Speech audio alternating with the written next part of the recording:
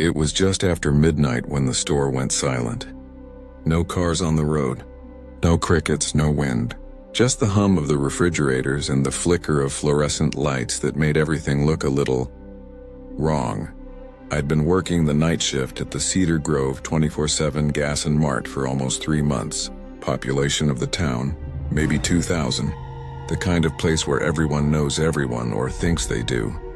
Most nights were quiet, boring even. A couple of truckers passing through, maybe a drunk college kid grabbing snacks. But that night, the air felt different. Heavy, like static before a storm. At 12:17 a.m., the motion sensor by the front door chimed. I looked up. No one was there. The door slid open anyway, hissing like a slow exhale. I leaned over the counter. Hello? Silence. Just the distant hum of the ice machine outside. I checked the security screen. 8 black and white feeds showing the aisles, parking lot and storage room. Nothing. Empty. I chalked it up to wind pressure or a glitch. Small towns had old systems. The cameras were probably older than me. Still, I felt eyes on me. At 12:43, the coffee machine started dripping on its own. The brew button was glowing red. Someone had pressed it. I froze. I was the only one there. I walked toward it slowly, my shoes squeaking on the cheap tile floor. The air smelled faintly like burnt sugar and gasoline. The machine sputtered once, then stopped. That's when the lights flickered. All of them. The hum of the refrigerators died for half a second, then came back louder. I turned toward the back of the store and saw movement. Something dark darted across the last aisle. Too fast for me to see what it was. I grabbed the flashlight from under the counter and aimed it down the aisle. Who's there? No answer, but the automatic door at the front slid open again. The air outside was thick with fog, unnatural, like something you'd see in a movie. It hadn't been there 10 minutes ago. I locked the door manually and went back to my chair, pretending nothing had happened, pretending I wasn't shaking. At 1:06, my phone buzzed. Unknown number. I answered it, mostly to distract myself. Cedar Grove Gas and Mart, this is Alex. Static. Then, a man's voice. Faint and distant.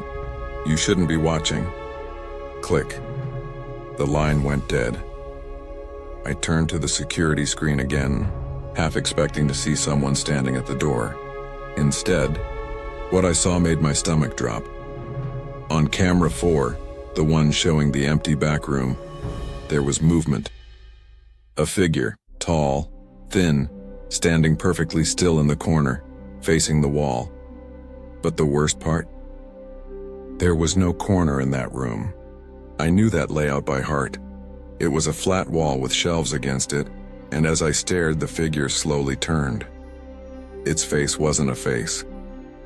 Just static, like the camera itself was bleeding. Then the feed went black. That's when the store phone rang.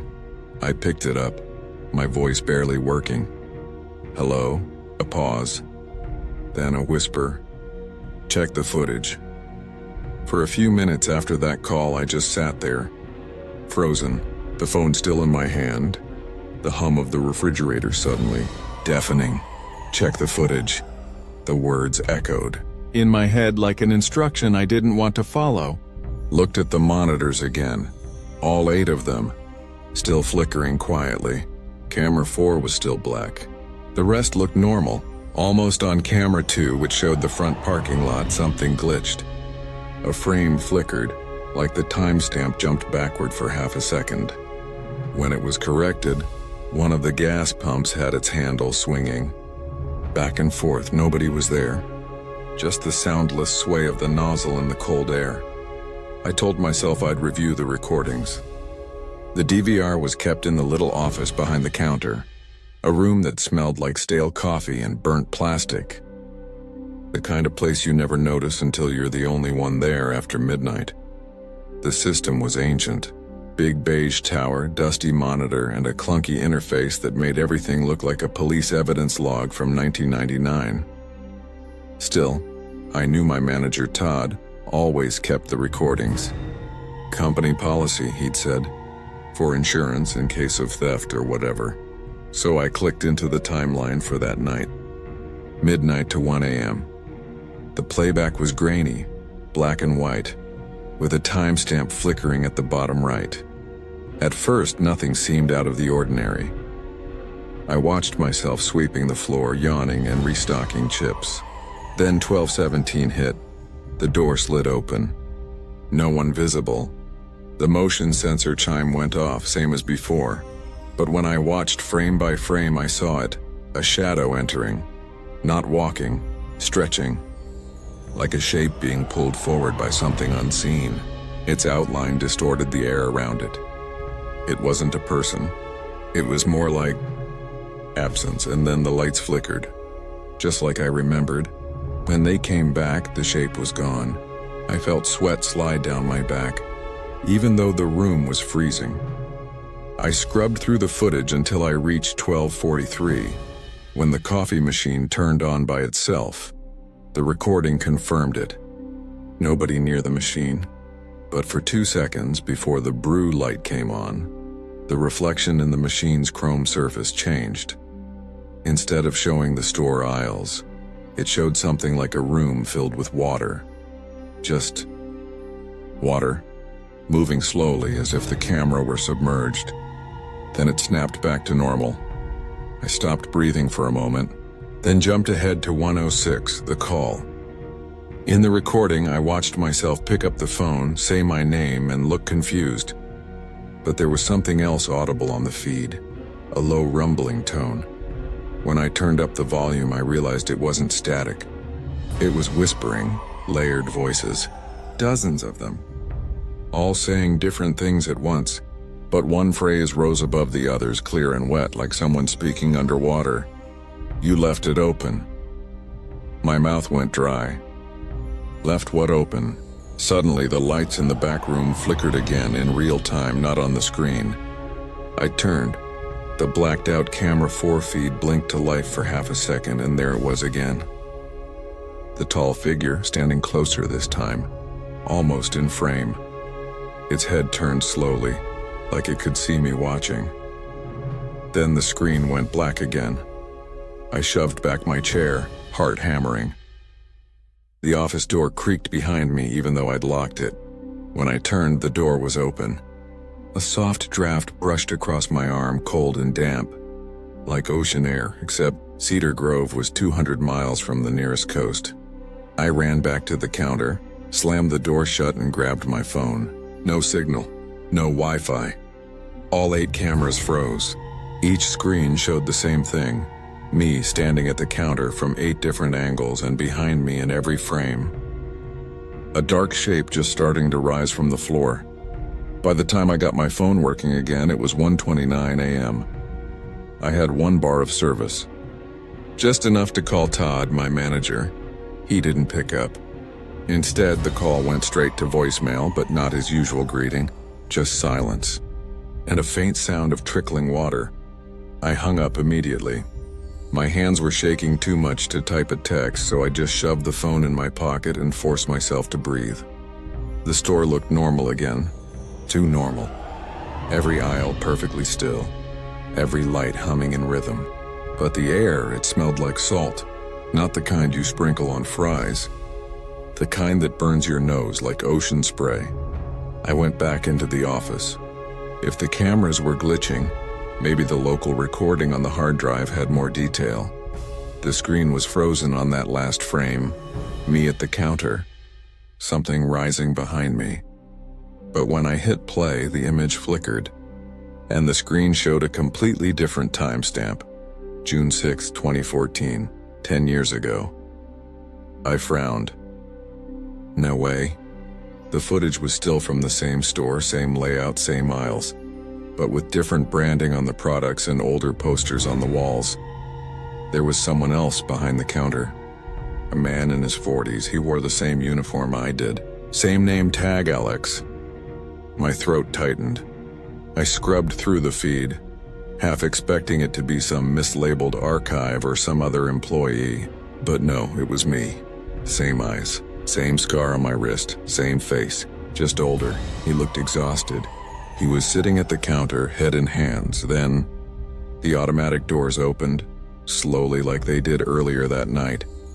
The older me looked up. He froze. And then, the camera shook violently. The lights flickered and the frame filled with static. When the image returned, the counter was empty, no sign of him. I backed away from the screen, my heart pounding. What the hell is this? I checked the DVR. It shouldn't even have footage from 2014. The store's entire system was replaced just last year.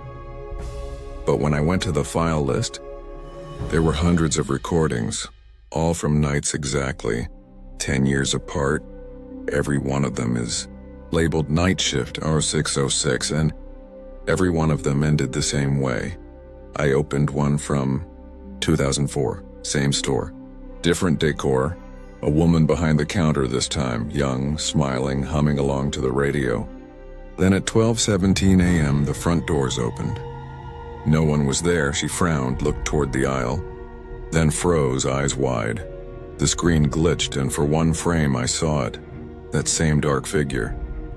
It wasn't shaped like a person, more like something wearing a person's outline, a hollow mimicry of whoever was watching it. Then the woman disappeared, just like the older me. I leaned closer, noticing something weird in the corner of the frame.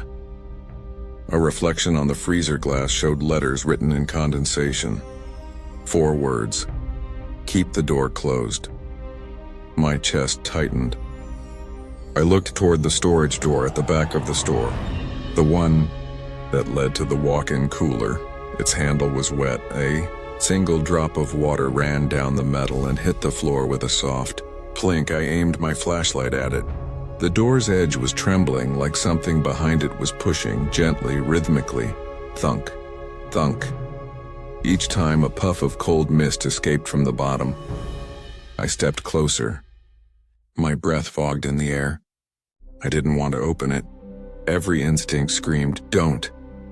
But the noise stopped. Then a voice whispered from inside, low and familiar. "Alex, help me." It was my voice, exactly my voice. I stumbled back so hard I nearly fell over. The lights above me flickered twice, then everything went dark. For a moment, there was only silence. Then a faint sound, dripping water. It was coming from inside the office. I turned my flashlight back on. The screens were blank, all 8 of them. But their glow reflected off the wet tile floor.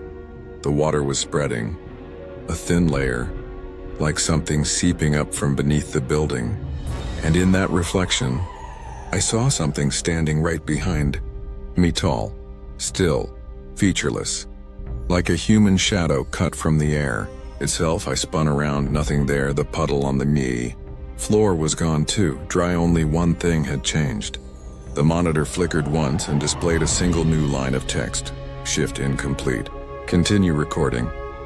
When the lights flickered back on, the clock on the wall didn't read 2:07 anymore. It read 12:01 a.m., the start of my shift. My heart dropped. I hadn't imagined that. I'd been working for hours, but everything looked the way it had when I first came in. The trash can was empty. The coffee cup I'd finished was full again, steaming on the counter. Even the floor looked freshly mopped. I blinked hard, trying to make sense of it. Maybe I'd blacked out. Maybe this was some kind of power surge that reset everything. Then I looked up at the cameras. All 8 were online, and in each one the same thing played in real time except for the top right feed. That one showed me standing perfectly still behind the counter, except I wasn't moving in it. Not breathing, not blinking, just frozen. I waved my hand in front of the lens. Nothing. I unplugged the monitor and it stayed on. That's when I noticed the timestamp on that feed.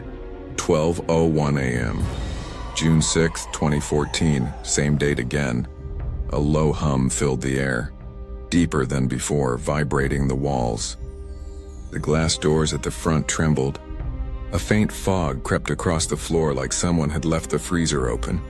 The air grew colder. My breath turned visible. and from the corner of the store I heard the automatic door ding. Someone, or something, had entered. I grabbed the flashlight again and stepped out from behind the counter. Each aisle looked normal, but the deeper I went, the colder it got. The hum followed me, rising and falling like breathing. Halfway down the chips aisle, I saw wet footprints, bare feet, small, child-sized, each one glistening like fresh ice. They led toward the back storage door, the one marked, "Keep closed."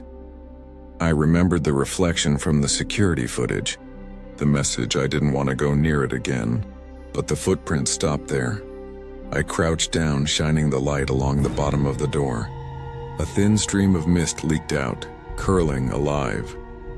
For a second I thought I heard whispering inside, like radio static shaped into words. "Help me finish the shift." The handle turned on its own. I jumped back, heart hammering. It stopped halfway, then twisted the rest of the way and clicked open. A blast of freezing air hit me full in the face. I pointed the flashlight inside, expecting to see racks of soda and boxes. Instead, I saw myself, standing in the middle of the cooler. Same uniform, same face, same terrified expression. He looked right at me. Then the door slammed shut between us. I lunged forward and yanked the handle, but it wouldn't budge. The metal burned my hand with cold. "Hey, open it!" I shouted, but there was no sound from the other side, just the hum growing louder. Then my radio crackled to life. "Alex, check camera 3. It was my voice. Calm, steady, but definitely mine. I ran back to the office.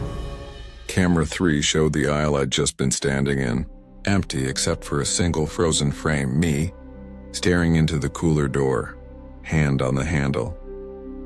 Except my reflection in the freezer glass was smiling. And then, without me touching anything, the footage started to rewind. The timestamp rolled backward, second by second, minute by minute, all the way to the start of my shift again, 1 a.m. And there I was, walking in, punching the clock, sipping coffee. But behind me, in the reflection of the office window, that same tall shadow stood watching. I stepped away from the screen, whispering to myself, "This isn't real. This isn't happening." But the monitor didn't care what I believed. It flickered once more and new text appeared at the bottom of the screen. "Recording overwritten. Begin again." The words pulsed in white like a heartbeat. And then, my phone buzzed. An unknown number. When I picked it up, I heard my own voice whisper, "You're not done yet." The line went dead. The hum in the walls grew louder, now shaking the shelves. Bottles rattled and fluorescent lights buzzed like angry insects. The automatic doors opened again. Hiss, but no one entered. Instead, I saw something outside. The parking lot lights had gone out. Every single one, but in the darkness beyond the glass, faint outlines stood. Silhouettes of people, dozens of them facing the store. They weren't moving, just standing there, barely visible in the dim red glow of the exit sign reflecting off the wet asphalt. And then, in perfect unison, they all tilted their heads just slightly like they were listening to the hum. I took a step back, nearly tripping over a box. The hum stopped. The silence was worse, and from the speakers above, the store's intercom crackled to life. "Attention employees, please return to your stations." Then static. The clock reset. 2:01 a.m. again. The intercom's last hiss faded, leaving the store in suffocating silence. The only sound was the faint buzz of the fluorescent lights above struggling to stay alive. I looked down at my phone. The screen flickered like it was breathing. No signal, no battery icon, just static. Outside, the figures still stood in the parking lot, unmoving. Their heads tilted in the same direction, toward the store, toward me, and that hum. It was back. But now it was inside my head. I grabbed my jacket and sprinted to the front door. The automatic glass panel slid open with a sluggish hiss. Cold night air poured in. But something felt wrong. The lot was empty. The cars were gone. Even the gas pumps are gone. Only darkness beyond the edge of the pavement, like the world had been erased. I took one step outside and nearly stumbled. The ground wasn't concrete anymore. It was soft, damp, and freezing. When I shined my flashlight down, it wasn't asphalt beneath my feet. It was water. Dark, rippling water stretching endlessly into blackness. And just a few feet away, the reflection of the store floated perfectly on the surface. Except in that reflection, the store lights were still bright. And there was someone inside, someone wearing my uniform. I backed away slowly, heart hammering in my throat.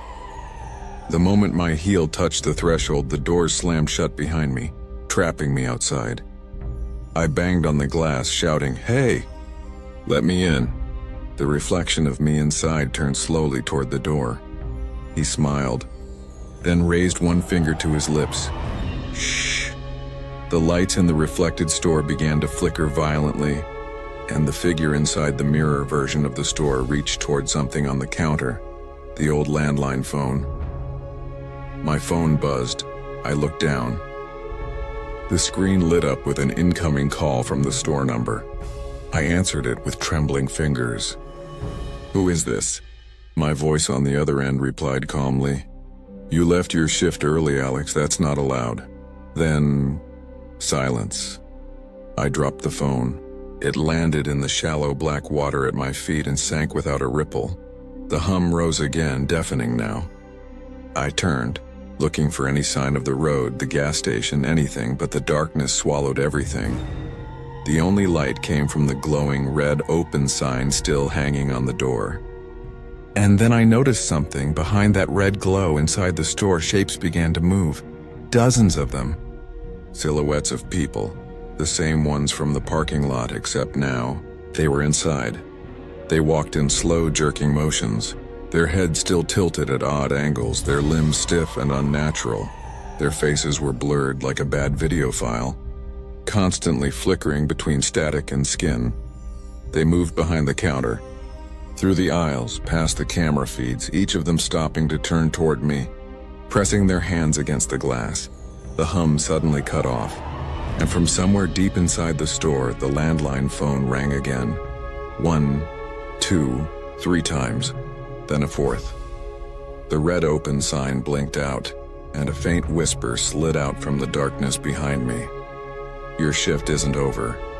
I spun around, shining my light wildly, but there was nothing there. just the black water stretching in every direction. Then, in the reflection of the store, something moved behind me. I turned again, still nothing. But in the reflection, I saw it clearly.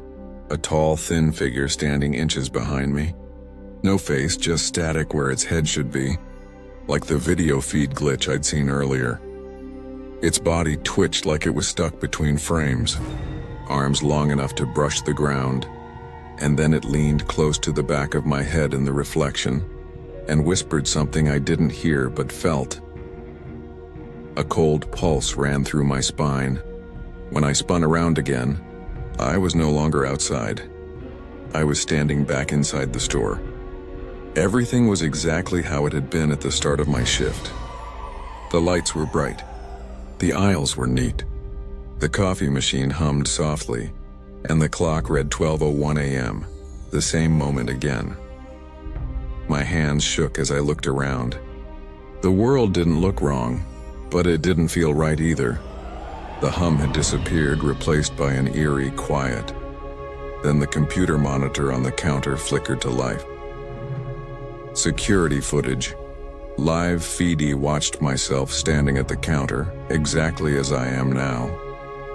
Only, the version of me on screen started to smile, slowly. Then it leaned forward toward the camera and said, "Don't forget to clock out." I ripped the monitor's plug from the wall. Sparks flew. The screen stayed on. Then the store phone rang again. The caller ID just read, "Backroom." I didn't want to answer it. Every instinct screamed not to. But something deep down, something that wasn't entirely me, forced my hand toward it. I picked up the receiver. Static hissed through the line. Then a voice. Not mine this time, deeper, raspier. You finished your shift once. Now finish it again. The lights went out. The hum returned, louder than ever, and the air felt thick, like breathing underwater. Through the darkness, faint blue light pulsed from the security monitors. On them, I saw the same footage on every feed. Me, walking the aisles, over and over, looping endlessly. In one, I was cleaning. In another, I was restocking shelves. In another, I was standing behind the counter smiling. And in one of them, I was lying on the floor, eyes open, unmoving. The timestamp below reads 12:01 a.m. I stumbled backward, whispering, "No, no, no!" Then behind me, the store speakers came alive one last time. "Attention, employees. The night shift never ends." The hum reached a fever pitch and everything went white. When I opened my eyes, everything was silent again. The buzz of the fluorescent lights, the faint hum of the machines, even the low mechanical groan of the coolers, gone. The store looked perfect, too perfect. The floors gleamed. The aisles were neatly stocked. Not a single piece of trash or flickering bulb. It was 12:01 a.m. again. I touched the counter, cold, smooth, spotless. The register screen blinked softly, waiting for input. I whispered to no one. "It's still the same night." The words hung in the air like frost. Something inside me wanted to run. But where? Outside was nothing. Beyond the glass, the world shimmered like a painted backdrop. And then, I noticed something moving in the corner of my vision. The security monitors were back on, 8 screens, each showing a different angle of the store. At first, they all looked normal, until I realized every feed was delayed by a few seconds, like I was watching myself on a loop. There I was, standing by the counter, breathing, blinking. Then I'd turn just as I did now, only the me on the monitor didn't stop turning. He looked directly into the camera, into me, and smiled. I stumbled back, my shoulder hitting the cold glass of the fridge door. My reflection in the stainless steel warped for a second, like heat waves bending light. When I looked again, the reflection wasn't mine anymore. It was him, the other me. His eyes were black voids, hollow and deep. His smile was wide, forced, and stretching too far. He moved when I didn't. He lifted his hand and pressed it against the inside of the glass. The glass frosted instantly beneath his palm. I backed away until my spine hit the counter. My breathing came fast and shallow, the air thick like syrup. Something flickered again on the monitors. Each feed began to glitch, streaks of static cutting through the picture, then stabilizing into scenes that didn't belong here. Feed 1, the parking lot. But instead of asphalt, it showed water, black and endless. Feed 2, the aisles. All empty except for dozens of mannequins wearing store uniforms, all turned toward the camera. Feed 3, the break room. A single chair rocking by itself. Feed 4, the counter. A version of me smiling, holding the store phone to his ear. And on feed 5, something that made my stomach twist. My body, lying motionless on the floor behind the counter, eyes open. The lights flickered, once, twice. Then everything went dark again. In the distance, the landline phone rang. Once, then again. I didn't want to answer it. Every time I did, things got worse.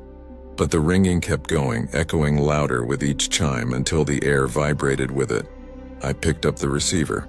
"Hello?" For a second, there was nothing. Just static. Then a voice I recognized. "You didn't clock out, it was me." My voice, but not quite right, deeper, distorted, soaked in feedback. "I'm done," I whispered. "I just want to go home." "You are home." The phone clicked off. When I looked up again, I wasn't in the store anymore. I was in the monitors. The hum of the electronics surrounded me. Rows of screens stretched endlessly into the dark, each one showing the same looping footage. Me, working, cleaning, restocking. I pressed my hands against the glass screen in front of me, but it wasn't solid. My fingers sank slightly as if the barrier were liquid. Through the distortion, I could see the real store on the other side, and someone standing at the counter wearing my uniform. But this time, it wasn't the smiling double, it was a new person, a different night clerk. He looked tired, young, normal. He clocked in, set his coffee down, and glanced up at the security monitors, and on one of those screens he saw me. He froze. Our eyes met through the grainy static. He took a step back, confused. Then he leaned closer. I screamed. I tried to warn him, to tell him to run, but no sound came out. The speakers above his head crackled to life. "Attention, employee. The night shift has begun."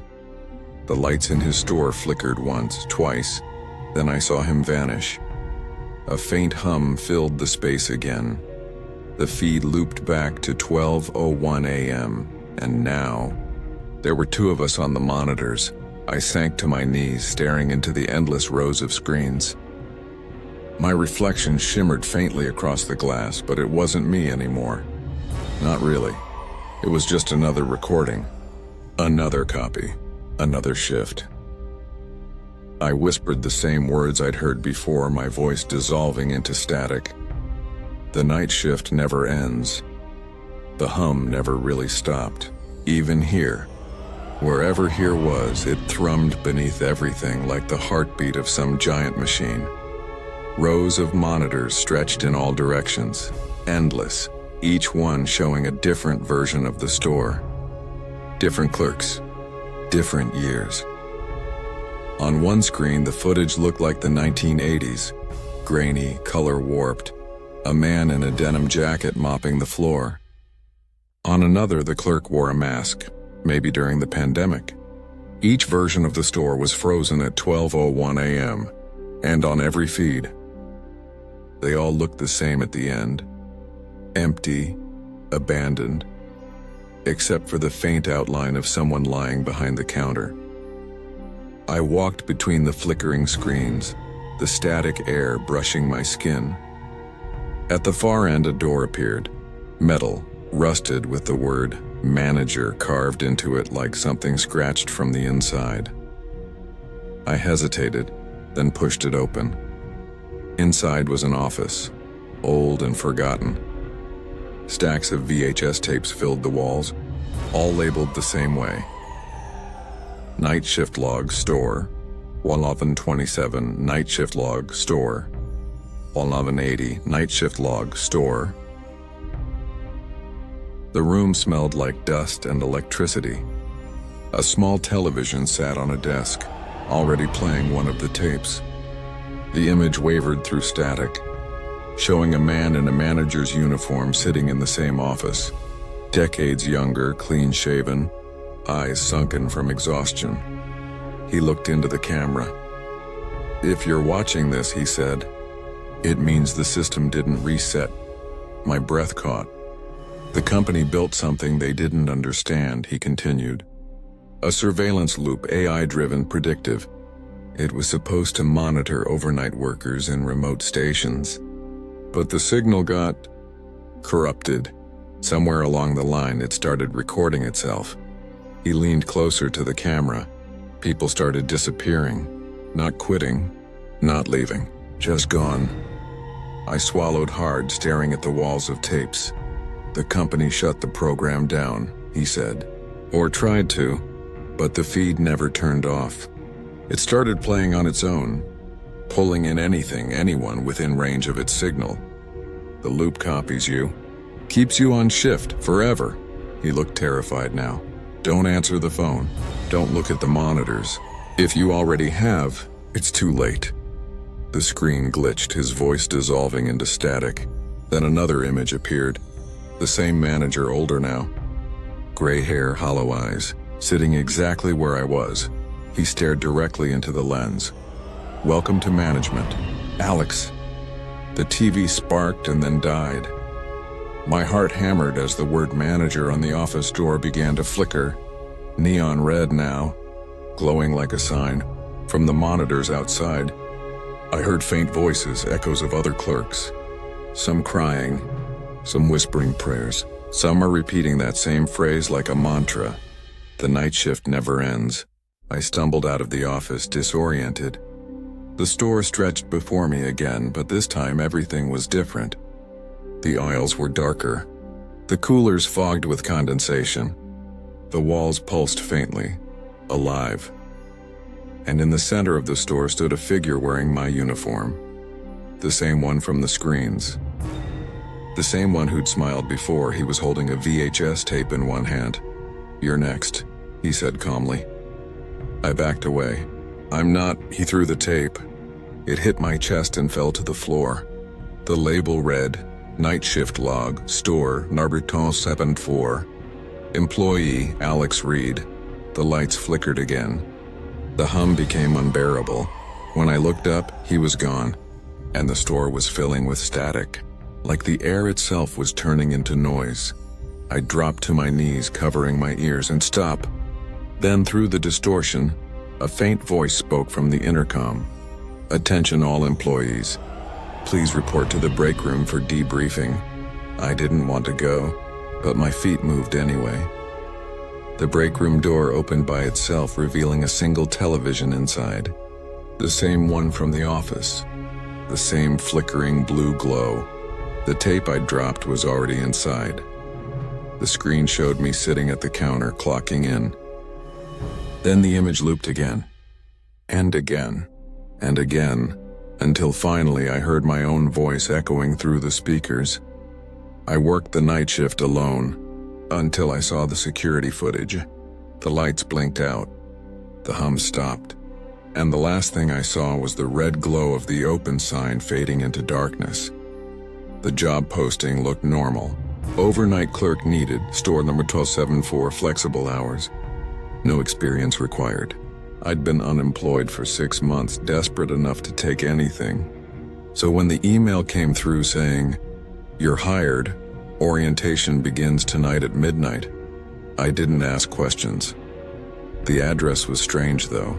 A convenience store just off a dead highway exit, surrounded by nothing but fog and power lines. Still, I drove out there. Bills don't pay themselves. When I arrived, the parking lot was empty. No cars, no lights, no sound. Only the faint buzz of a flickering sign. Open inside, the air was cold. The shelves were fully stocked, but everything had a thin layer of dust, like no one had touched anything in months. A faint static sound came from behind the counter. A small CRT monitor was on, playing security footage in black and white. A man sat at the register in the footage, same uniform I'd been given, head down, writing something. The date on the screen, August 17th, 2023.